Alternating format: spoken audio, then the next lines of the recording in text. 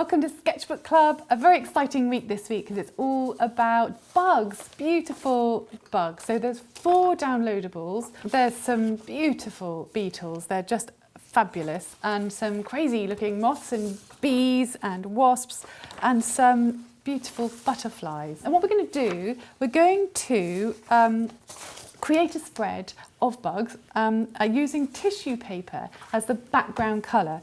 So no paint or pencils for the colour of these insects, just tissue paper.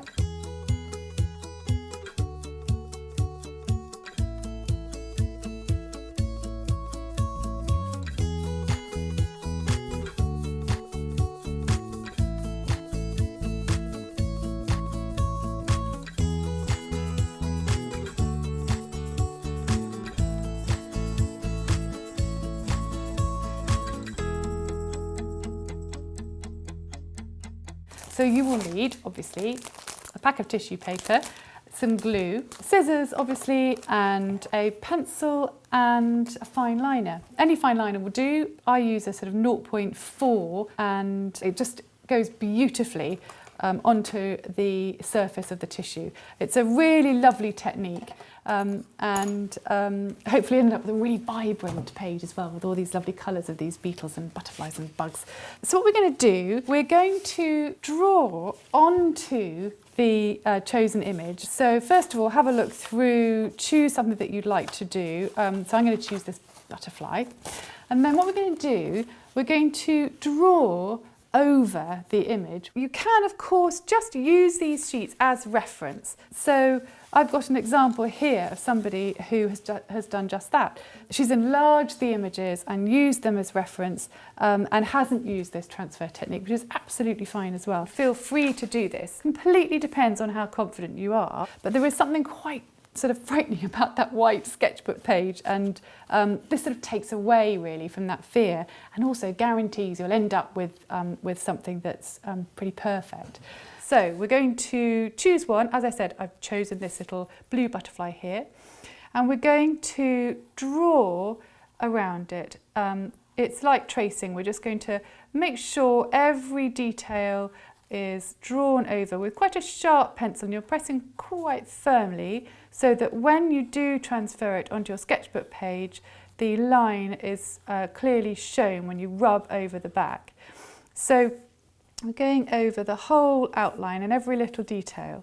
All the little veins of the wings, all the symmetry will be transferred onto the page. Very difficult, really hard to draw butterflies because of the symmetry, because obviously they're mirrored, and so trying to draw and replicate that is really hard. So this way you'll be sure to end up with something that looks just like the butterfly and that you'll be really happy with.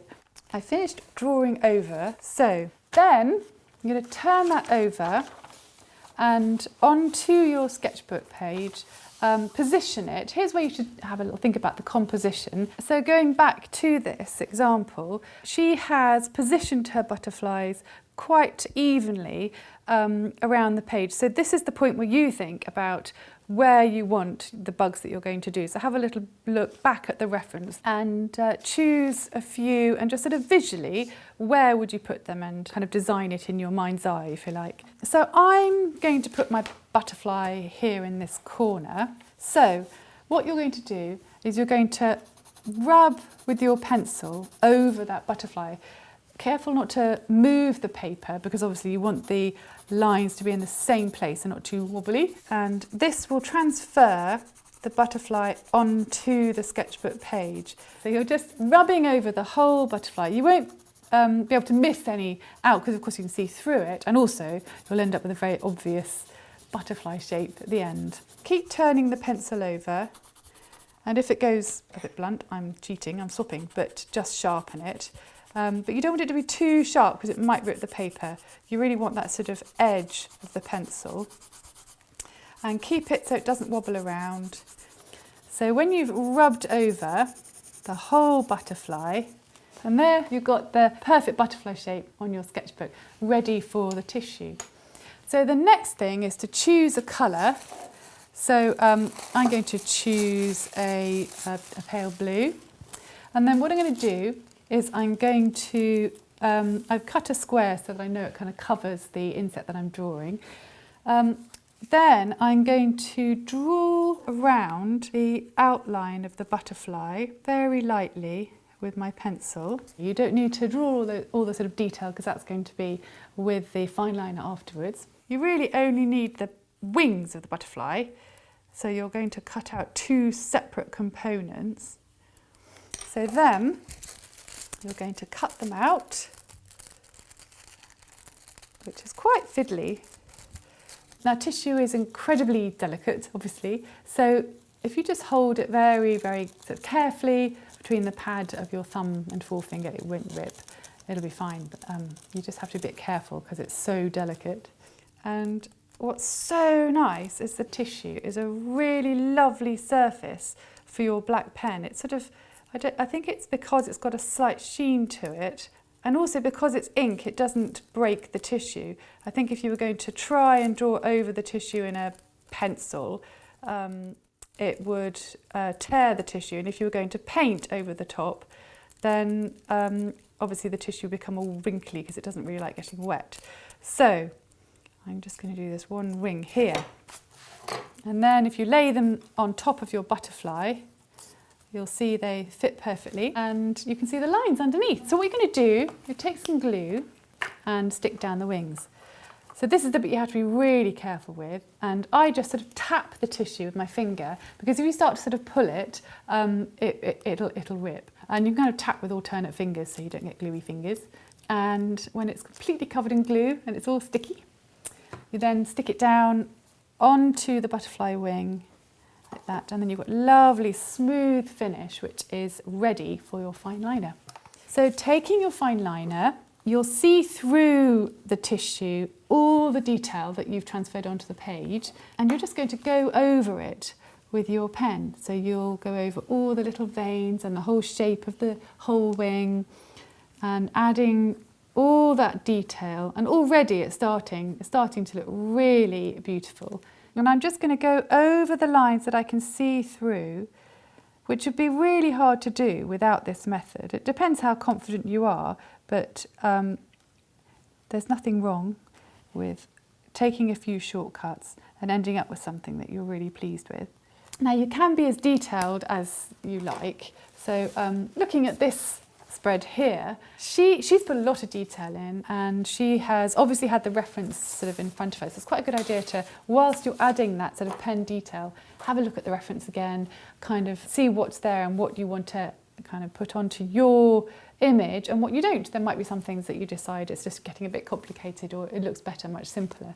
So she's put all the little lines of the lower wings, which I didn't, and then she's simply drawn in the body with black pen, which is a really effective way of making something quite graphic and simple. And tissue also is very delicate, so some of these colours have a kind of beautiful, delicate finish. So when you're thinking about the rest of your bugs, think about contrasting colours. I like the way she's put a ladybird and a bee next to the blue, so she's got this lovely palette of colours forming. And within the tissues there are some great colours and really vibrant colours. That's a brilliant lime green beetle. You could really go for it. But you can see that the base colours are all tissue, so there's no paint on the backgrounds at all, and they're so vibrant. Some other ideas: this is a beautiful spread. Using a white pencil, you could add a little bit of highlights, and it gives it that little slightly shiny beetle feel to it.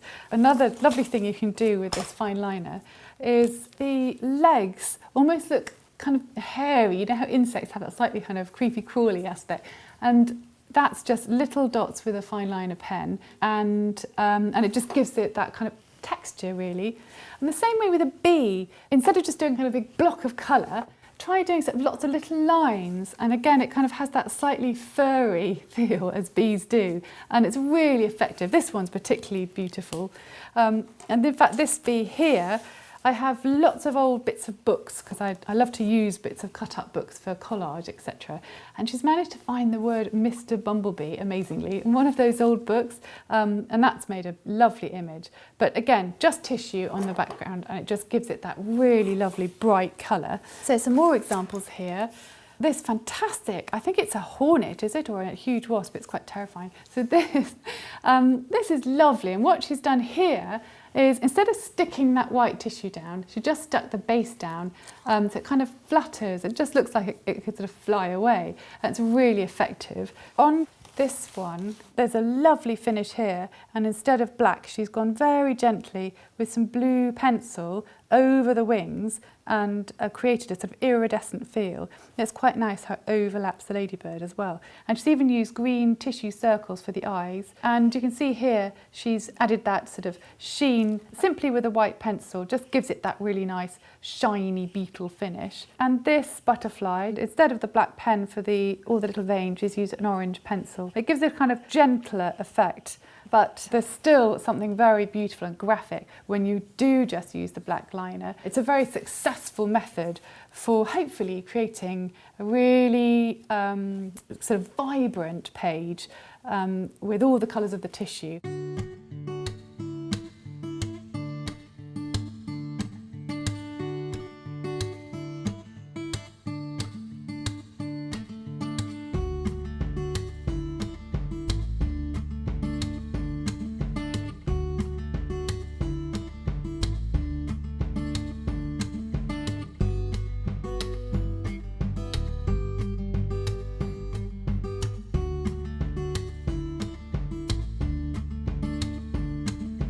Hopefully you'll have fun with these bugs. If you want to share them, use the hashtag Sketchbook Club Bugs, and then we can all see what we're all doing at the same time. And it's always lovely to see how other people are approaching it. So I look forward to seeing your work, and have fun with the bugs.